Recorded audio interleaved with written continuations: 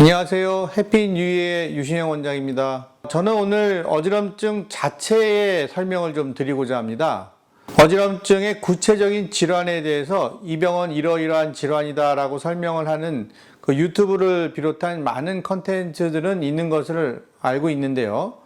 정작 이제 환자분들이 어지러울 때 어떻게 대처를 해야 하는가, 여기에 대해서 알려주는 정보가 좀 거의 없다시피 하기 때문에 이런 시간을 좀 마련해 봤습니다. 제가 귀를 주로 보는 이비인후과 의사라 그 어지럼증 환자분들을 외래에서 계속 만나는데 가끔 환자와 실랑이를 벌이는 때가 있습니다. 어지러워서 오셨다고 해서 어지럼증 검사를 해보면 정상, 즉 이제 환자분들께서는 의사를 만나는 그 시점에서는 어지럼증이 소실된 상태로 병원에 오셔서 환자분께서 어지럼증이 있었을 당시에 자신이 어떻게 어지러웠는지를 설명해주고 의사에게 그런데 그게 왜 어지러웠는지를 맞춰봐라, 어떻게 왜 어지러운 거예요, 이렇게 물어보시는 그런 진료가 이루어질 때가 있습니다. 그래서 제가 그러면 환자분 왜 어지러울 당시에는 안 오시고 왜 증상이 없어진 다음에 오셨습니까? 라고 질문을 드리면 많은 환자분들께서 어지러울 때는 걸을 수도 없는데 어떻게 병원을 갈 수 있겠냐. 그렇게 말하는 의사는 어지럼증을 겪어보지 않아서 그런 질문을 하는 거다.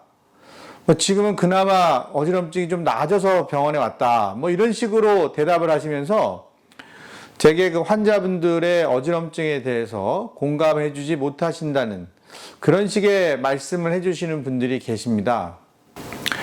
환자분들의 마음을 공감해 주는 것은 어렵지 않지만, 그런데 정작 이것의 문제점은 환자분들께서 말씀하시는 것에 의사가 동의를 해줘서 환자분들이 향후에도 이런 판단을 하시는 경우에는 잘못하면 그 피해가 환자들에게 미칠 수 있다는 것이 중요합니다.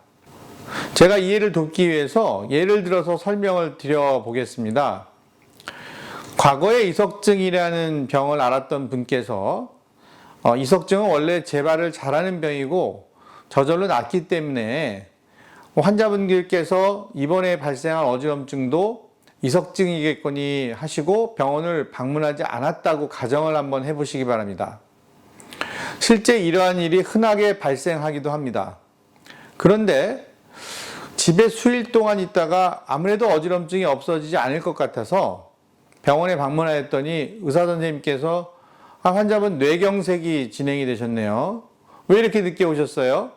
라고 안타까운 마음으로 얘기를 해주신다고 한다면, 그럼 그 늦게 병원을 방문하신 것에 대한 책임을 누가 져야 되겠습니까?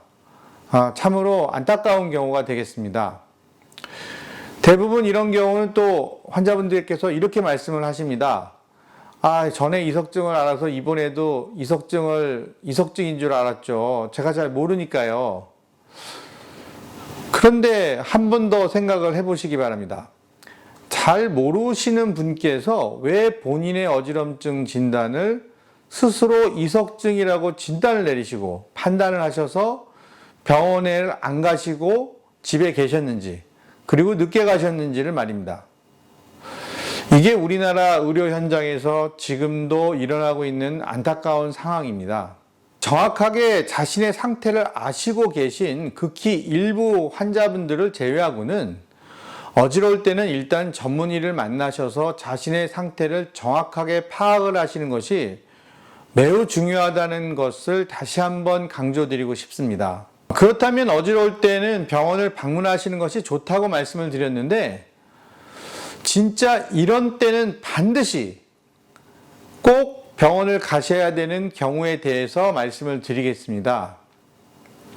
환자분들께서 말씀하시는 병원을 갈 수 없을 정도로 어지럼증이 심하다, 이것은 사람들마다 주관적으로 느끼는 어지럼증의 정도가 다 다르기 때문에 일관되게 정리를 할 수는 없습니다만, 화장실을 가고 싶은데도 걸을 수가 없어서 가지 못하고 이 방에다가 실내를 할 정도로 문제가 되는 경우는 가장 중요한 뇌 질환을 의심하는 소견이기 때문에, 만약 이러한 상황이 발생했을 경우에는 그 119를 호출을 하셔서도 반드시 병원, 그것도 응급실을 방문해서 MRI를 촬영해야 될 상황이지, 갈 수가 없어서 집에 누워서 증세가 호전될 때까지 기다리는 그런 상황이 아니라는 것을 다시 한번 분명히 강조드립니다. 인터넷에는 회전성 어지럼증, 즉 천정이나 벽이 빙글빙글 도는 어지럼증은 기로 인한 어지럼증이라고 기술이 되어 있는 것을 본 적이 있는데, 이 내용은 진실이 아닙니다. 실제 뇌 질환으로 인한 어지럼증의 약 80%도 초기에는 회전성 어지럼증으로 나타납니다. 따라서 이 회전성 어지럼증의 특징을 잘 파악하는 것이 무엇보다 중요합니다. 마지막으로 중추성, 즉 뇌 질환이 의심이 되는 어지럼증의 증상을 정리해 보면 크게 4가지로 정리할 수가 있는데요.